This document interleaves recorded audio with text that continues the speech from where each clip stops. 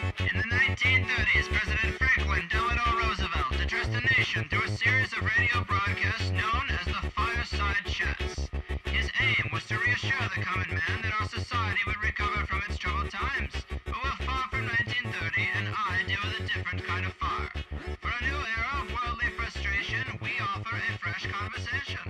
I'm Greg Carlwood, and these are the Higherside Chats. Hello again, Higherside Chatters, and thank you for choosing THC as a medicine to help relieve you for the next hour of the perpetual stress and frustration that is the American society of 2012. And when you're all caught up on cupcake wars, the Higherside Chats is here to pick you up, dust you off, and say, hey man, why don't we just drink a little drink, smoke a little smoke, and talk about something that's not being rammed down our throats. And that's what we're going to do. Folks, my guest today deserves some serious respect because he spent nearly 3 decades researching and investigating the claim that the Catholic Church was behind the assassination of President Lincoln almost 150 years ago. He's presented a very thorough and detailed investigation in his fascinating book, Who Killed Abraham Lincoln. Prepare to be lathered in the sweet maply goodness of today's guest, Paul Serup. Paul, how are you? Very well, thanks. How are you? I'm great. Thanks for being here. I love conspiracies, and I've always had a real curiosity with stories and accounts of the dark side of the Catholic Church. So your book really struck a certain chord with me. But something I want people to understand is just how much work you really did on this. The book is full of sources and copies of official documents and handwritten letters. In fact, the book comes with a CD of thousands of documents. I mean, this is more than just a hunch, Paul. How'd you get started on this subject, and how much work have you really put into this? Oh, well, I didn't realize it at the time. I just read Charles Chinekay's book, 50 Years in the Church of Rome, and I believe it was in the spring of 1986, and I was so surprised by what he said that I just became very, very curious about him, and I started to research. I wrote a few letters, and then I got some replies back, and that's what started me. I just wanted to know who this man was, and what sort of credibility he had, and I had no plans of doing anything when I started. I was just curious. Man, that's so interesting. Let's talk about this priest, Charles Chinekay.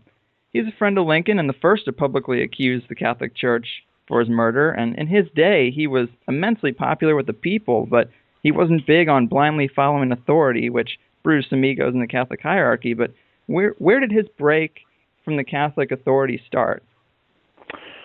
Well, he said in his autobiography that he grew up in Quebec, and he learned the Bible at his mother's side, and he very much enjoyed reading the Bible. And then his father died, and he ended up under the care of an uncle, and he decided to study for the priesthood.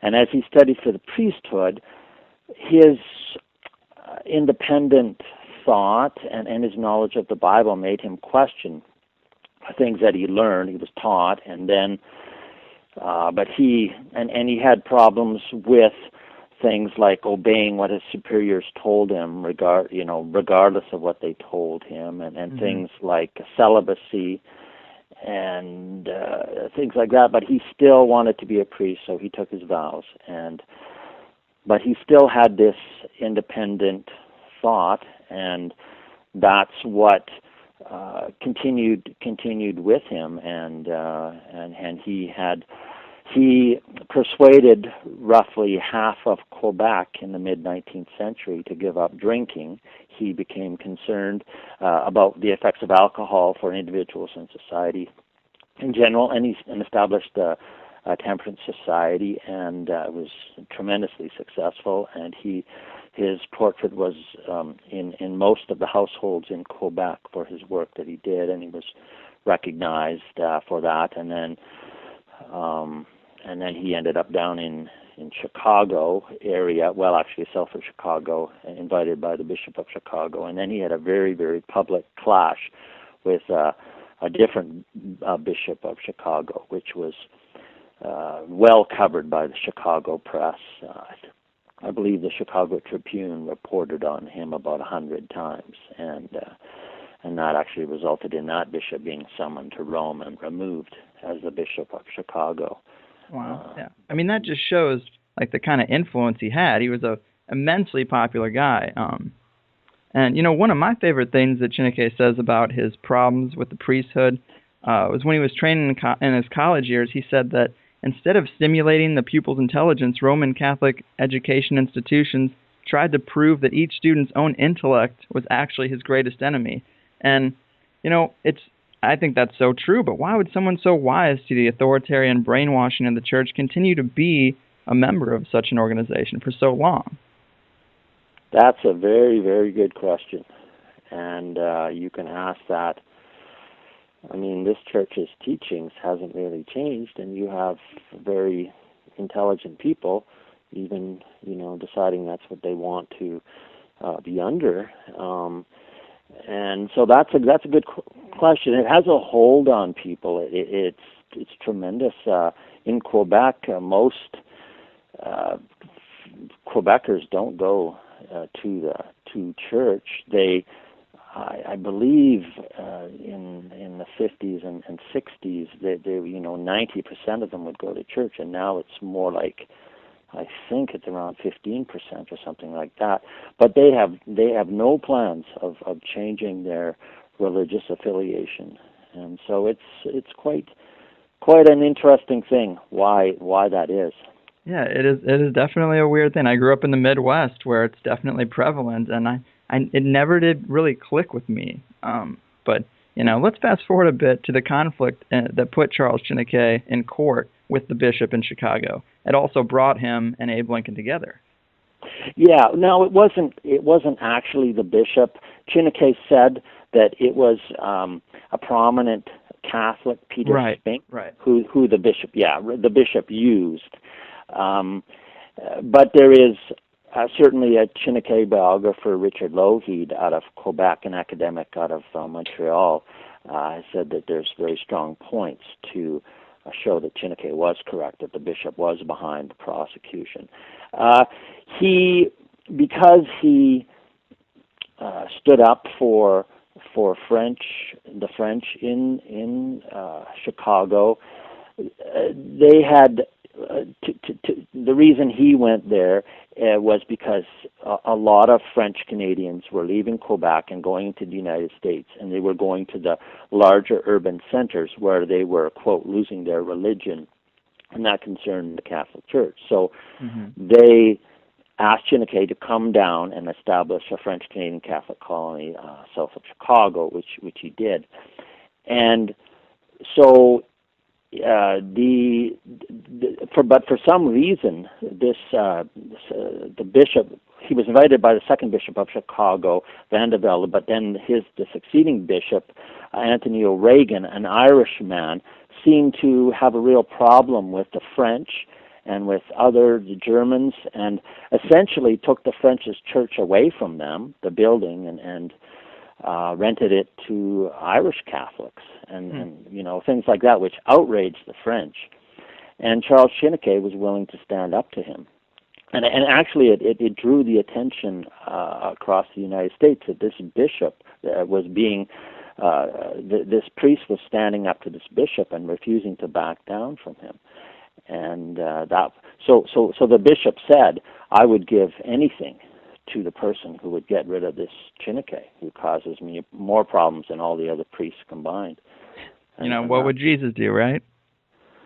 Well, exactly. Yeah, good question. Yeah. I mean, they study the teachings for so long, and then you find out that it's just really it seems more like just a secret society of people who are power hungry that don't really believe what they're teaching. But one question I had, which you bring up that quote from him, is that instead of dragging Chineke through dozens of court battles for so long and bringing up, 70 false witnesses, most of them priests, why go through all this publicly when you could just kill him early on? Kill Chineke? Yeah. Well, he was still a Catholic priest. He hadn't left the Catholic Church at that time. And he had friends in the Catholic Church, people that he still looked up to, and I think it was very, very late in the game. he left the Catholic Church in 1858.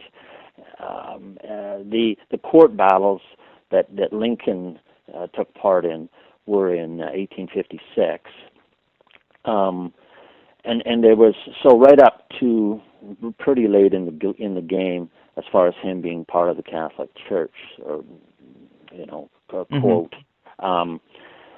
He still had people that he was friends with, and the people, and people like that. Protected him. Yeah, well, he, and so maybe the church wasn't thinking about that yet. This organization wasn't thinking about that yet, but certainly he reports that after that there was many attempts on his life. And we should say that during these court cases, Abraham Lincoln was his lawyer. That's kind of what brought them together. And apparently they developed a pretty rich friendship, wouldn't you say?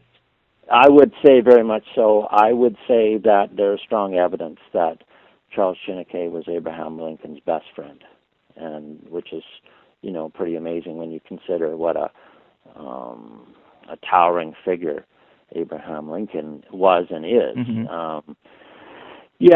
Lincoln said that because Chineke had left the Catholic Church and he had been there, Lincoln wanted to know about the influence of the Catholic Church in the Civil War, and so he consulted with Chineke about what was really going on, what things meant. The letter of the Pope to Jeff Davis. Right, that's a really interesting thing. Yeah, I mean, a lot of people aren't aware of this stuff, and it appears to continue to be carefully suppressed. I mean, I feel that I have now run into some, it appears to me to be censorship. I was going to ask you if you've run into that, because, there's a lot of corruption that goes on, and a lot of things are buried and redacted, and we're dealing with something that's about 150 years old. A lot of the information, if it hasn't been burned and destroyed, is probably heavily guarded. I mean, did you ran into a few roadblocks then? Well, it's been more after the book was published. I don't think my own family didn't know what I was doing, actually, most of them. Really? I guess I kept it fairly close. There's a few people that did, and it made my life a little simpler for me. People thought I had a girlfriend in Chicago, because I was down there all the time, but I was doing this research. But I don't know that I found too much difficulty before, but afterward, now that the book is out, there seems to be some real heavy censorship. Charles Chineke was a major Chicago figure. The Chicago Tribune put the notice of his 80th birthday on the front page. Now, why do they do that to somebody who doesn't matter at all? Right. How many Chicago figures have gone on to become world famous? I think there's a very small handful that you could say that. Yet, the Chicago Public Library has no books by or about him. And there's no plans to change. The Chicago Tribune, this is their own history, which they apparently have it appears to me they're suppressing their own history to make sure they don't offend this organization, because they're sure not interested in what I found. And I've run into other instances where, in Canada, the Canadian Broadcasting Corporation, according to Richard Lougheed in the 2009 biography of Chineke, Chineke is still Canada's most successful author of all time, yet Canada's national broadcaster, the CBC, has never mentioned his name on a national or provincial broadcast, as far as I understand, and have no plans of changing that. That's a curious thing. It makes you, to me, that validates the information. Yeah, no, and there's other instances that, like you say, it all seems to fit together. Now, as Chineke's lawyer, Lincoln clearly got on the bad side of some people in the church hierarchy, but was there obviously there was a bigger motivation in plotting to kill the president. than to settle an old grudge. But your book points out several instances of the church backing the South in the Civil War in secret. But what was their motivation for doing that? Well, I would advance the same argument that Chineke does, that the Catholic Church believes that ultimately it's the Church of God, the God that created everything, and as such, they make the leap to the Church should rule the world, and so power should, and the Pope, certainly at the time of the Civil War, and it was published in the New York Times, he publicly railed against things like freedom of religion and freedom of speech and democracy. And so therefore the United States, as I believe the only important democracy in the world at that time, certainly the foremost democratic nation in the world, I believe provided a threat to this institution that, I suggest, believes that in the divine right of kings, and then the church setting up the kings, therefore really controlling things. And let's talk about that letter you mentioned from the Pope to Jefferson Davis. That was a really telling document. I believe so. And here is this Pope writing a letter to Jeff Davis, calling him the President of the Confederate States of America, instead of the man leading a massive rebellion against the U.S. nation that was causing the deaths of hundreds of thousands of America's finest young men. And yeah, that's what he did.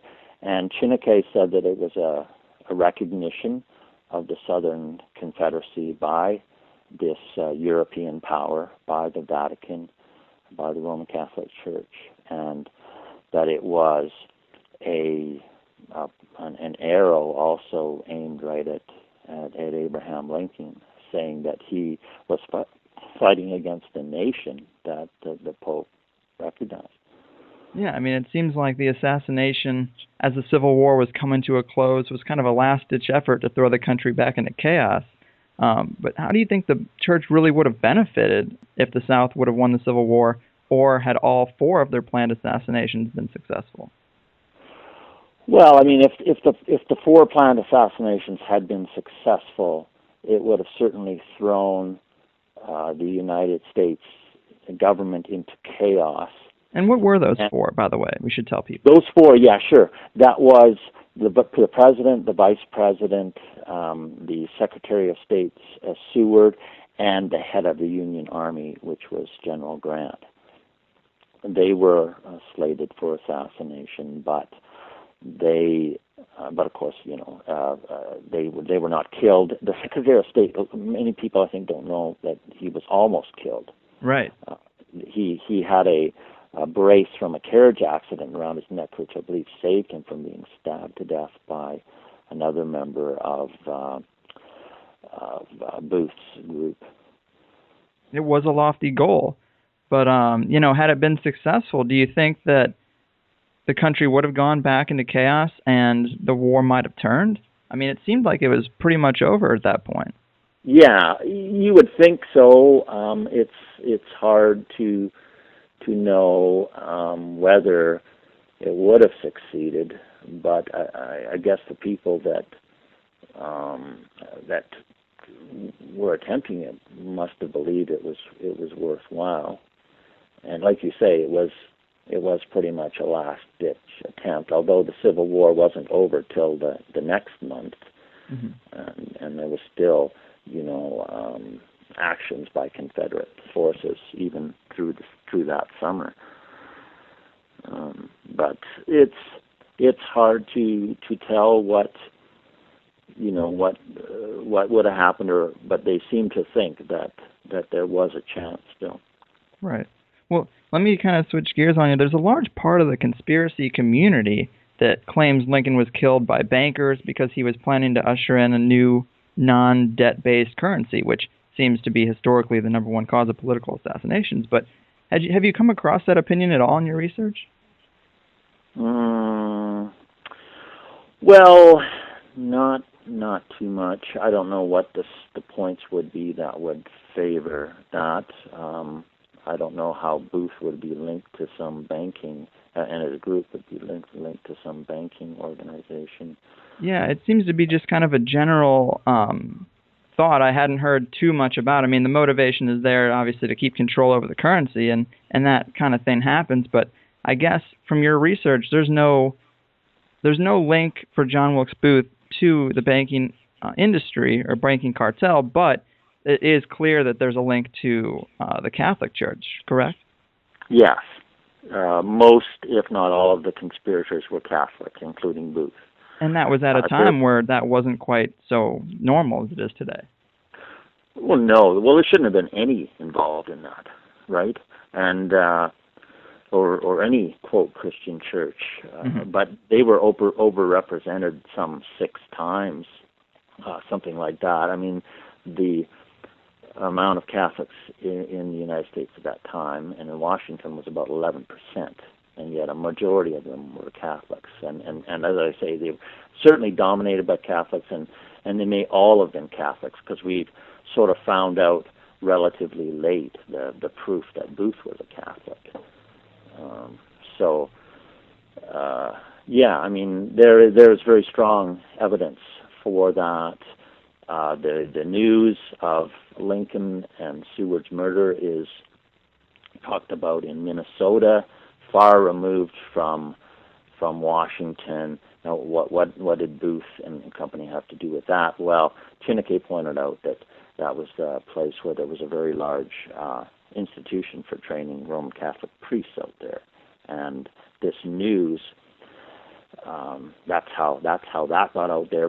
And before the events happened, hours before the events happened, their murders were spoken about, and then you have the fact that the person who headed the official U.S. investigation into Lincoln's murder, Secretary of War Edwin Stanton, believed that his murder was a result of a Catholic plot, and that's pretty hard to get around. Mm-hmm.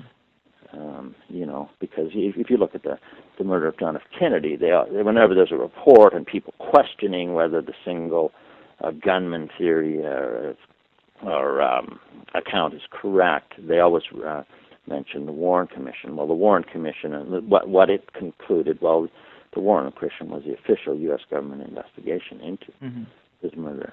So, yes, I believe there is very strong, essentially circumstantial evidence that, indeed, the Jesuits were behind it. Yeah, I mean, you mentioned this. It's, to me, one of the most interesting bits of evidence in the book is the account of Reverend Francis Conwell, because it's a classic slip-up situation. And you'll see this in the details of a lot of conspiracies, actually, 9/11 most notably, that certain channels seem to be reporting the news of a tragedy faster than should be possible. And the Lincoln assassination is no different. Tell us kind of what happened with Francis Conwell. Well, Chineke met him in Chicago. Well, see, Chineke, when his friend was murdered, and he had warned Lincoln to be on guard against assassination attempts by the Jesuits. So when his friend was murdered, he started his own investigation, which he spent 20 years doing, published 20 years after Lincoln's assassination in 1885.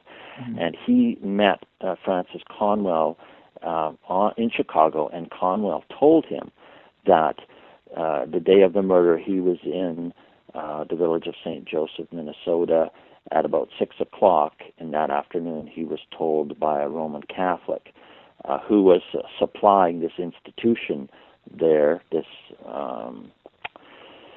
sort of a seminary, monastery, I believe, that Secretary of State Seward and President Lincoln had been killed. And it was also told, that information was told in the company of another man named Bennett. And at the time, there were no railroad lines closer than 40 miles and no telegraph office closer than 80 miles. Right. So there's no way that information should have gotten there. No way. Unless, it came another way.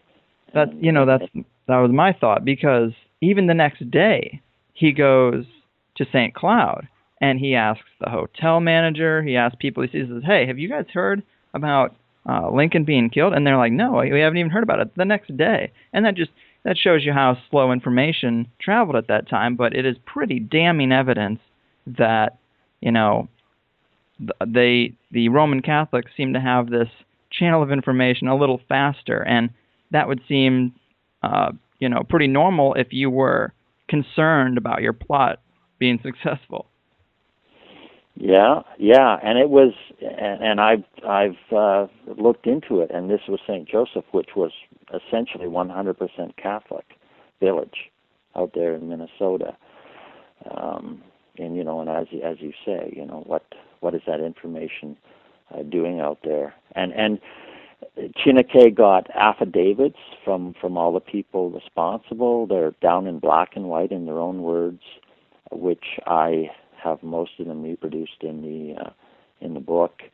They are held in the Chineke collection in Ontario, Canada. But he got it down in black and white from these people, sworn before notary public, what their experience was. And the person who gave them that information, a Catholic, he refused to make a statement down in black and white, and he claimed that he couldn't remember who gave him that information. And he had all sorts of different stories as I go through in the media, and and Chineke said, well, the reason that he could remember this stunning news but can't remember who gave it to him was because he was told by the priest not to reveal his source. Right. It's like I said, it's a kind of a classic slip up. I mean, the parallels to 9/11, whatever your thoughts about it, are pretty apparent, because I mean the two instances were that George Bush said that he saw the first plane hit the building on television, which wasn't the case. There was no footage of that unless he had a closed circuit TV that no one else could see.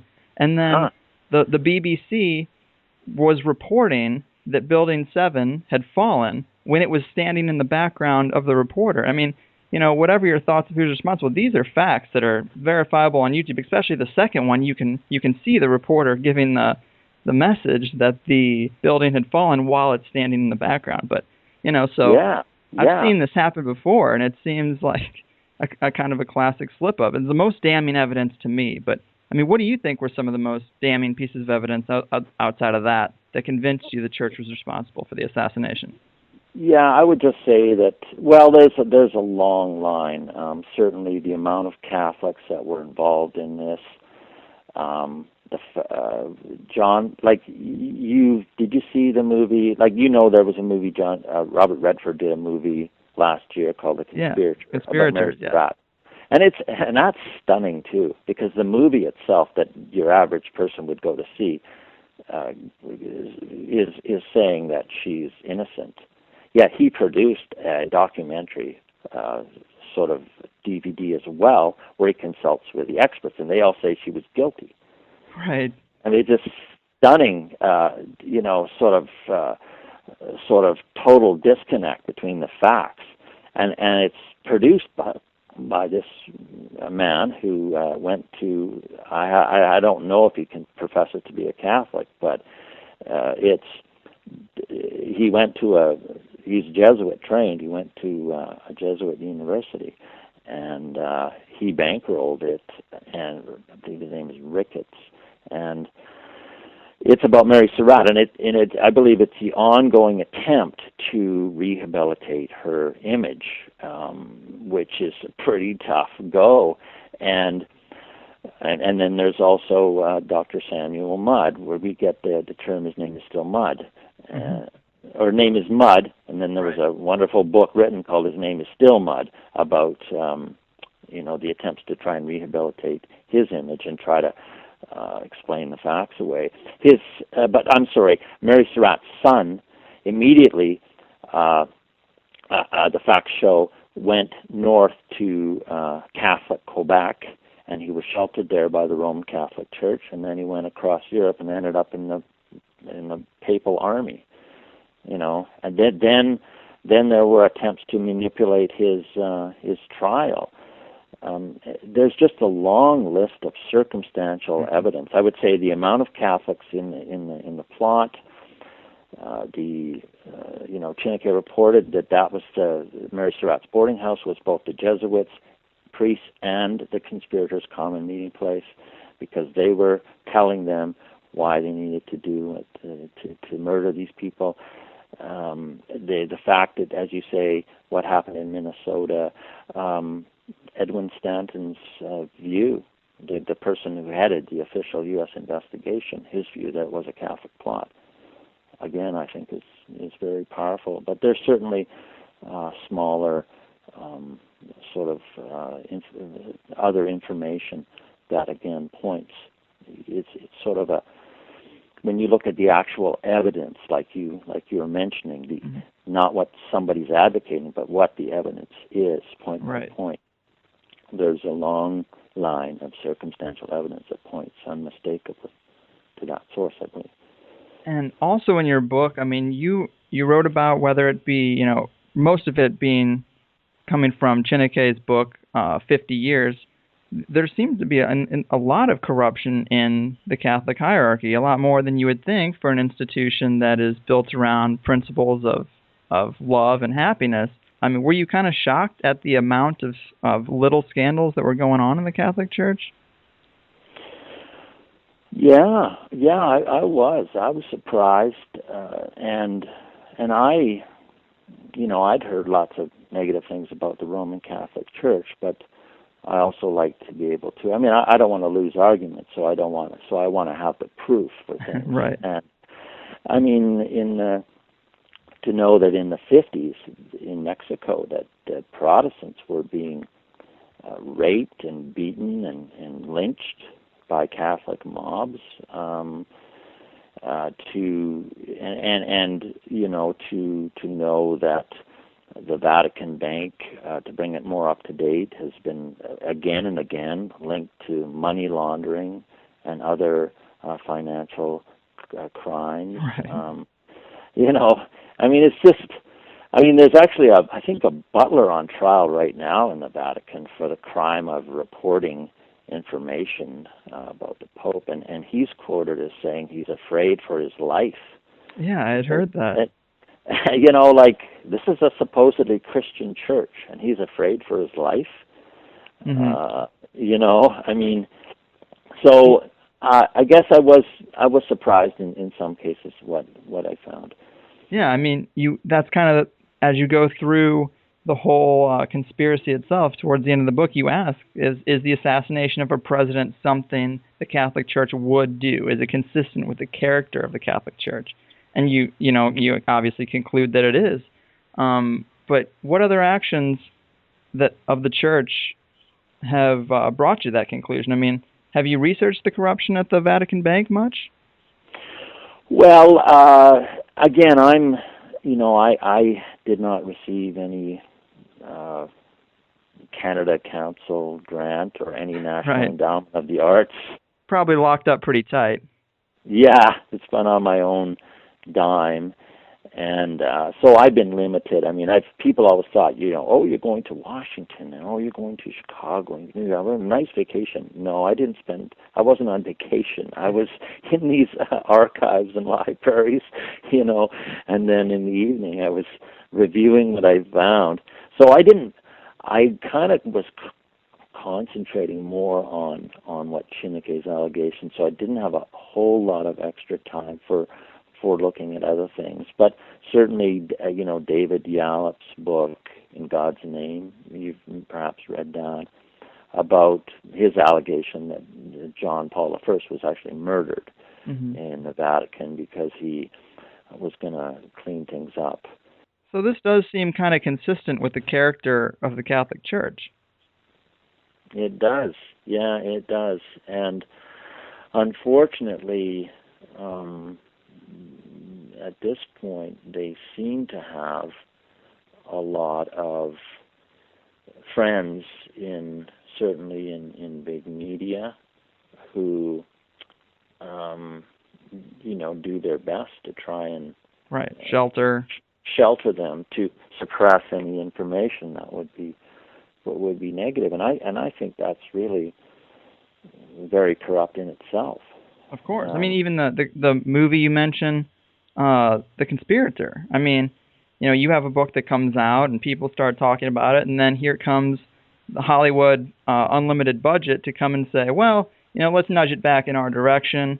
And even if there's a documentary on the very same DVD that claims our documentary is bullshit, or that our movie is bullshit, no one's going to notice. They're looking at the bright lights, and they're going to hear the big picture, which is don't pay attention, let's just move it along. Yeah. I mean, I have friends who've kind of know what I've been doing, and they say, boy, it must be incredibly discouraging for you to work this long on a book and to do your homework, and then to be sort of slapped down by major media who you would think would be interested. Right. And then you get people who apparently spent very little time in libraries, so writes books on Lincoln, and they're lionized and things like that, and they get a lot of very large sales. But I guess it's just one has to keep plugging away. Right. It seems like if you get ignored, that's pretty good evidence that you might be on the right track. Well, yeah, like just for instance, I could be completely wrong, but Ford's Theater has 2 bookstores. One is run by the National Park Service, and the other is run by a company that also supplied the Abraham Lincoln Presidential Library Bookstore and the Chicago History Library Bookstore and others.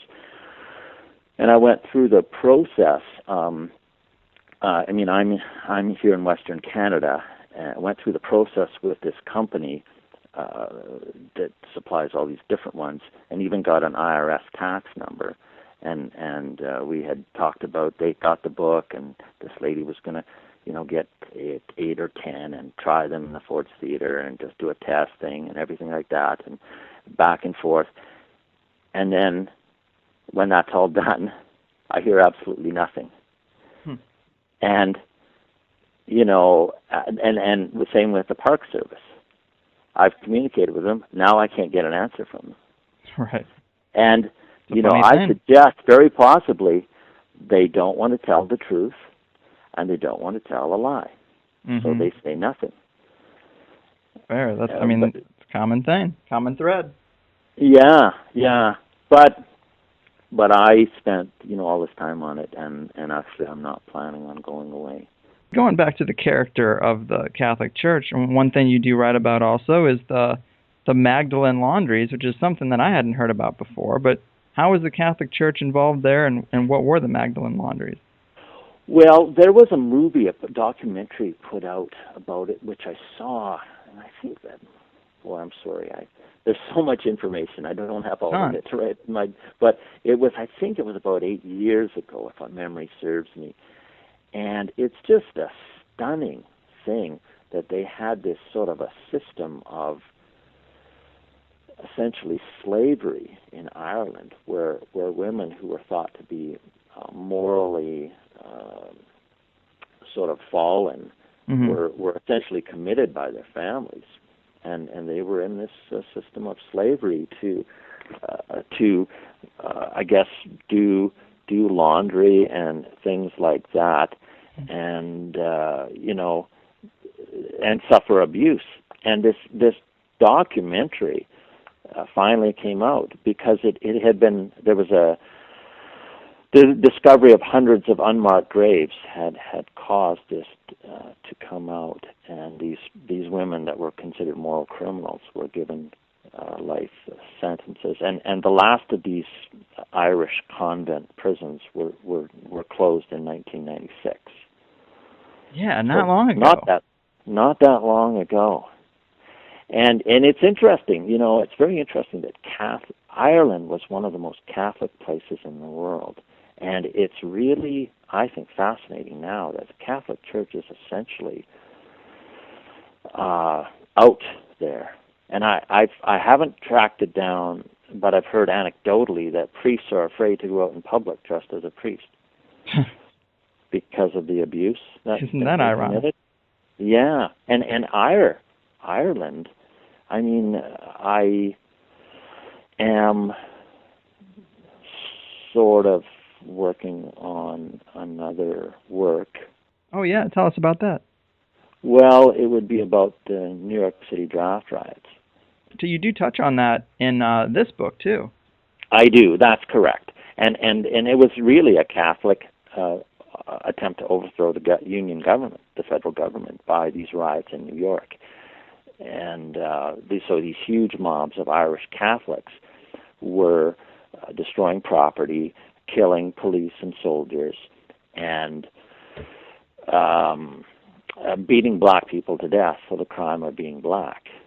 And and actually, and Chineke talks about the Irish and how kind of slaves they were to their bishops, but that apparently has now changed, which is really interesting. And to get to 9/11, I was in New York 2 months after that, and because I was doing research, and I walked around 9/11, and there's a police memorial.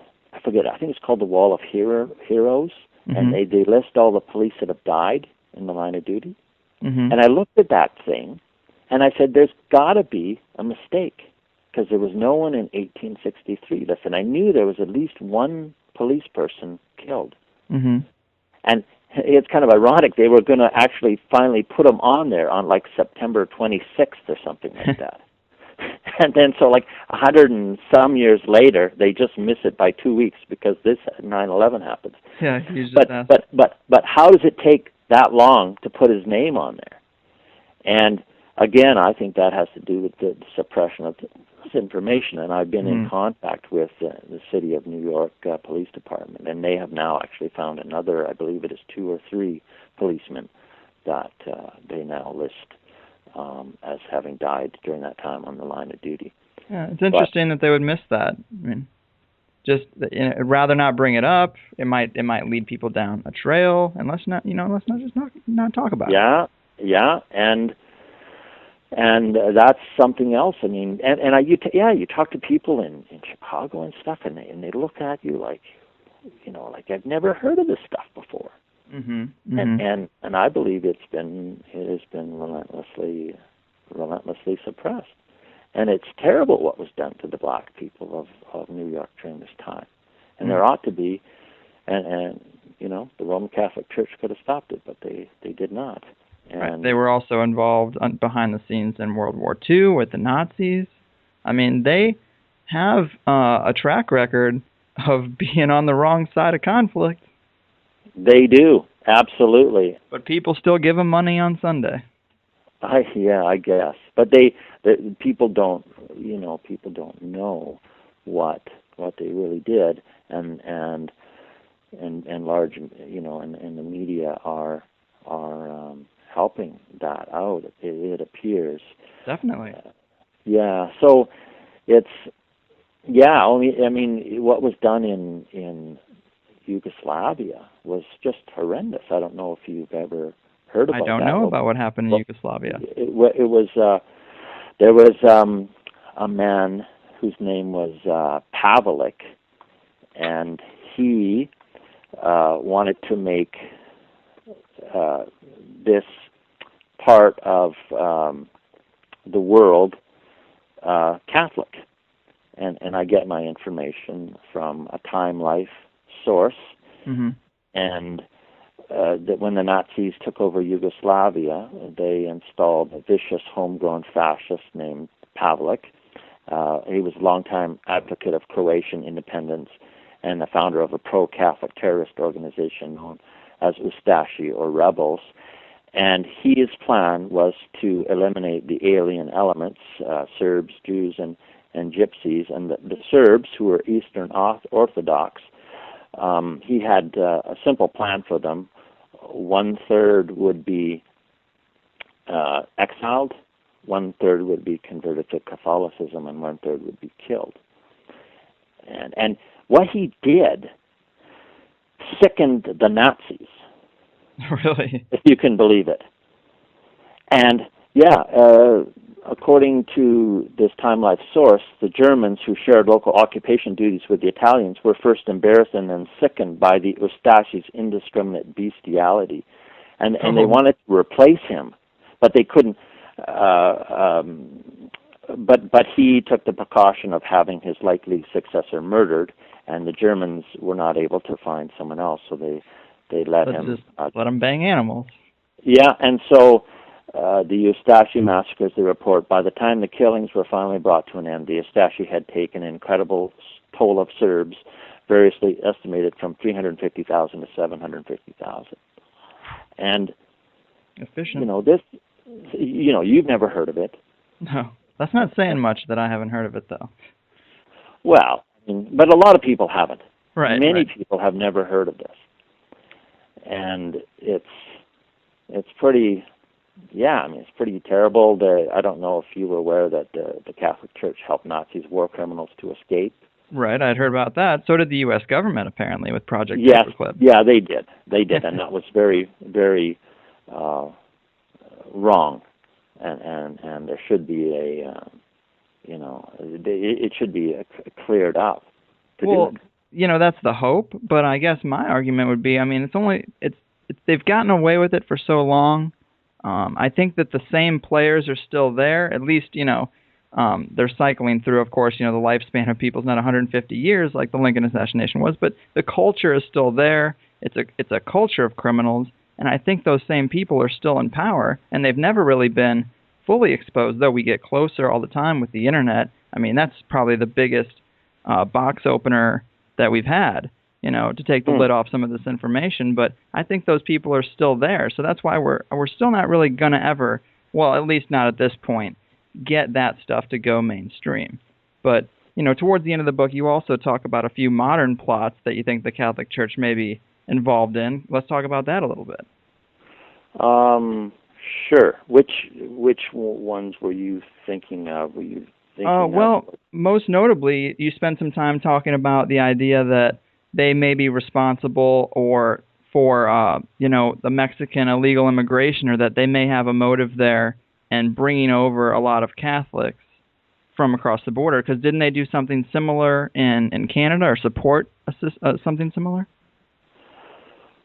Well, certainly the most Catholic part of Canada, Quebec, there's been an ongoing attempt to separate from the rest of Canada and break the country up. Mm-hmm. And there was actually the New York Times also. There was a write-up about the attempt to bring Catholics into New England from Quebec and to take over that part of the United States. The Catholic Church have talked about really invading the United States and taking it over, and I quote from priests that who really say this. I'm just trying to find it. No, yeah, you do have some quotes in there that they say, they're very passive about it, but they suggest, hey, maybe you should cross the border and have a bunch of children. And it seems so I hate to even entertain it, really, because it is, to me, such a non-issue. I don't really find immigration to be a important issue. But it is, compared to the corruption, the corporate corruption, and the type of money that's getting spent on wars, I feel like immigration is kind of like paying attention to a mosquito on your arm while a horse is raping your throat. It's such a minor thing, but people like to hype it up because you put it in front of all those other corruption, and then no one ever digs that deep. But it is interesting to think that the Catholic Church may actually still today be trying to. I find it to be an irrational thought, and kind of a paranoia that kind of is fueled by racism that some conservatives have. But it may be interesting that they may actually be trying to infiltrate the southern states and then get a majority and then bring up a rebellion and try to secede in some way. Yeah, well, that talk has surfaced, and I find it very interesting that wherever you find these concentration, well, you find Catholicism, you find separation, you find corruption. I mean, why are they, first of all, why aren't the prelates telling them, well, this is the United States, they have their own law, and they're allowed to make their own law, so don't break their own law by illegally immigrating. Right. You would think they would at least just say that. I mean, yeah, and teach their people that, but instead they're advocating for them to come in. And I mean, why? And another question is, why are they even coming north? I mean, when you cross the border, the air doesn't change, the soil doesn't change. Right, but the economic situation changes. Sure, but that's based on your political system, and so you have people from a predominantly, overwhelmingly Catholic country risking their lives to get into a Protestant country. Doesn't that tell people anything? Why is Mexico such a basket case? Well, I think people are willing to compromise their religion when money's tight. Oh, sure, no, but what I'm just saying, I guess my point is why is Mexico so messed up? Well, right, yeah, I mean, that we never talk about that. We always talk about illegal immigration and is it a serious problem or not, or should we grant them amnesty? But no one ever talks about, hey, we could just make Mexico a little better. We could just help them out, do a little Gordon Ramsay and, get them up to speed, and then we wouldn't have this problem. Yeah. Well, I believe the United States, certainly there's some tremendous problems down in the United States. It has been a citadel of freedom around the world and has done historically much good. Certainly, you've got very powerful groups that seem to have tremendous amount of control. Eisenhower warned about the military-industrial complex. Do you know it? And I think you've certainly got some very big problems. But I would suggest that it is a plan to when you have enough Catholics in an area, then the area becomes Catholic and they become influenced by this church. Because you have such a control on their mind, the suggestion that you should rise up. I mean, it's so odd that people just fall for that. Their logical, rational brain just kind of dissipates, and they're just like, well, this is what I'm told to do. I'm just going to go with it.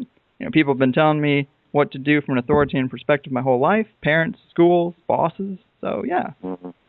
Yeah, and I think it is important for people to use their brains. I mean, that's what God gave everyone a brain for, not to check it at the door of your church or wherever, but to use it.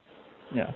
Well, you end the book by saying, this is a really great quote from it, but it is this author's wish that this book will serve as a current and timely warning to American patriots that the Roman Catholic Church remains one of the most deadly enemies of the freedoms of the United States, no matter how friendly or harmless it appears to be. And I love that. Is there anything else you'd like to add to or cite to reinforce that statement? Well, I don't know. I thank you for your interest, and you seem to be very interested in the facts. And it's sort of a bit of a refreshing change from some of the, quote, journalists that I've been dealing with. And I would never call myself a journalist. I'm just a college dropout that smokes weed and reads interesting books. Oh, okay. Well, but you're interested in what the facts are and what the truth is. Sure, of course. And that's great, because and I would hope Americans would indeed realize that blood was shed for the country of the United States, for what it stands for freedom, for true freedom, for true liberty. And Americans, you have a garden and you also have to tend it. And I would suggest that indeed the Roman Catholic Church does remain a huge sort of a threat to that. And I would also say that their friends in the media are also in that same category, in my experience. And Americans should very much question what the mainstream media tells them until the mainstream media stops being in the interest, stops being in the business of currying favor and protecting powerful institutions and individuals. Of course. Do you think that those freedoms are all... It seems to me like kind of the way the Catholic Church at the highest levels is completely corrupt and doesn't care about anything, but they preach, love and happiness and, don't sin. We can do it, but, you guys shouldn't do it. It kind of seems like the same thing when we're talking about politicians today, talking about this great freedom we all have and just everybody wants to infringe on our freedoms. I don't feel on a daily basis all that free when I can't fly on an airplane without 3 ounces of shampoo. Like I said, I have an affinity for a certain plant that, the president also has partaken in, but if I got caught, I'd be thrown in jail, but he has no incentive to, help those people out and stop infringing on that freedom while he uses Harold and Kumar on his DNC ad, which is kind of ridiculous if you think it's a serious problem worth putting people in jail for. But I just don't feel like there's that much freedom. Red light cameras, we seem to be pretty controlled, but everybody wants to talk about this great freedom. It seems to be doublespeak once again, to me. Yeah, I would tend to agree with you, and certainly you should be able to talk about things. I mean, if in my own particular case, I'm willing to go away, but only if somebody refutes what I say, not just says, "Oh, we're just not going to listen to you," or just we're going to pretend you don't exist. And like you say, there's a lot of things that really should be talked about, and it seems to be very, very rare that you do get somebody in politics who's willing to talk about them. The only one that I might be able to think of right off the top of my head with my limited knowledge of American politics is maybe Ron Paul. That's fair. That's a fair statement. Yeah, but look at how he was suppressed. He apparently won Maine, but yet nobody looked at it or went back to the count. They just kind of glossed over it, like, "Oh, he didn't win. Let's go on." Oh, really? Okay. Yeah. I guess I wasn't aware of that. But well, again, you never can really know. It's just because I feel like everybody's got a motivation. Ron Paul supporters have a motivation to say, "Look, he actually won a state. Like, we got some momentum." And then, of course, the government has definitely shut him down, not allowing him to speak at the RNC. They have fought him tooth and nail, not given him a fair chance at winning the nomination. I mean, that's clear. But did he really win Maine? I don't know. I'll never see the vote counts. But there's a lot of people that think that when the votes were fully tallied, Ron Paul was on top. But the race had already been declared for someone else. I don't even know if it was Romney at that time, but they just kind of went past it. Wow. I guess I hadn't heard of that. But he does seem to be, at least talking about some things that I think a significant, probably portion of the U.S. population would like to, actually talk about. Agreed. He's all about getting the freedoms back, Yeah, and I mean, you can have a wonderful constitution, but I guess if you think you have the legal right to ignore it, then doesn't really matter. Which I'm sort of understanding is what has been happening. Whereas, Abraham Lincoln said, "No, I've sworn to uphold it, and I'm going to." Yeah, and I mean, not to get in a big thing about Ron Paul, but he is about freedoms. He wants to end the drug war and the wars overseas, and end the Federal Reserve, which huge. That would be great. That would get us on the right track. But he also wants to remove some of the restraints from corporations, which there's where I think it's a disastrous idea to remove regulations from corporations. We've seen what it does. They are corrupt institutions as well, and they never really do anything from altruistic means. So to allow them free reign on everything, they've already got too much power. I think it'd be disastrous, and that's kind of where I separate from Ron Paul. But we are getting down to it. Paul, and I appreciate you being here. You're a great historian. You know, I stand in awe of all the work you've done. A lot of it has to be very tedious, digging through documents, and I appreciate that there's someone out there who is willing to spend a good chunk of their time doing it so that facts can come forward and we can get down to the truth, you know? So, thank you. That's very kind of you to say. And again, thank you very much for your great interest. I hope there's more Americans that are also as interested as you are. Of course, thanks. And where can people get the book and keep up with you? Well, it is available online at barnesandnoble.com. One can go, and it's also, I think, on Amazon, and it can also be available directly from me, and people can go on my website and read my blog. You can. It's not that easy. What is the address of your blog? Okay. Well, it's on my website, which is www.salamovapress.com. But if you Google Paul Serup, Serup, and Abraham Lincoln, you'll get it. Tons of results. Have you just tried it? Oh no! I did it in preparation for the interview. Okay. It does come up with tons of results. You are the guy when it comes to talking about this particular conspiracy, and you know, again, it's great that you spent so much time and dedication learning about it. And you know, you say your next book is going to be on the draft rights. Is there anything else you're working on, or when will that be coming out? Oh, well, 20 years. No. I hope not. Although it takes way longer than you think to write a book. But sure. Yeah, no, I also work at renovations in another family business right now. But I would hope I could maybe get it out. I'm just thinking possibly this year, or maybe early next year. We're in the 150th anniversary of the Civil War, so we're coming up to the 150th anniversary of that time next July. So maybe before then, but we'll see how things go. Well, I look forward to it. You know, it's always important to expose the shady past of organizations, especially ones that still wield power like the Catholic Church today. So again, thank you. I hope society rewards you for the service you've done to our historical record, and it's been a pleasure, Paul.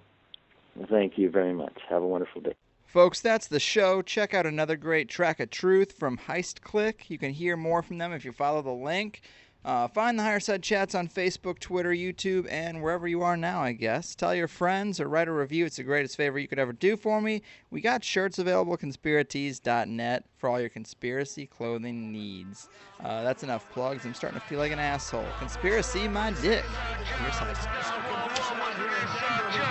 Elite Satanists control the continent, and they're hell-bent on global dominance. If you people just listen, yo, it's common sense. If the masses rebel, they ain't got the fence. If the masses rebel, they ain't got the fence. If the masses rebel, they ain't got the fence. If the masses rebel, they ain't got the fence. First thing you gotta do, stop the fence. Look out, the elite run the show. I know you like trees, you just hustle and flow. What the fuck do you know about them, WO? Shit, I say not enough. But through police states and eugenics, they squashing us, global leaders, for lots of bucks. They act rotten and they turn on us. Secret meetings up in Ottawa, a conglomerate. They plot and they drop bombs on us, and they put germs in us without words from us. They all mass murderers, force of control on us.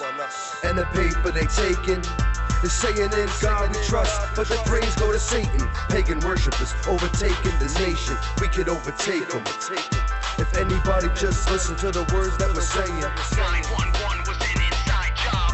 911 was an inside job. How many more lives must get robbed? Run, try to run, set you up for the slow kill. You'll never see it coming if you stay with that blue pill. Liberty set me, now they're coming to get me. So the NWO, they get mass graves. The control grid's gone insane as they unleash the plague.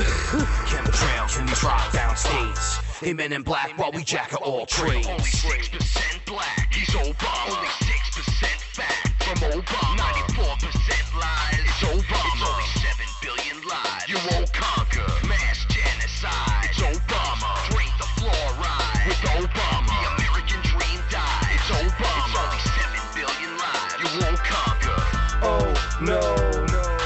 bomb or two. Oh no, yup, but rising sun was so old. And high society deep in a coat. You don't know. Then ask Oprah, she does. Ask her. Better yet, go and ask Jordan Maxwell what he does. And Alex Jones, as they expose Skull and Bones and Bohemian Grove. With high priests saying, listen, fool, to the teachers of mystery schools. And they sacrifice and write laws that'll narrow your path in life. This shit's a fact of life. Conspiracy, my dick, it's in black and white. And they know about the bureau. They're getting ready, but what the fuck will you do? Get your gear and prepare for war. You're getting scared from the swine flu. That's what the fuck you'll do. So wake up.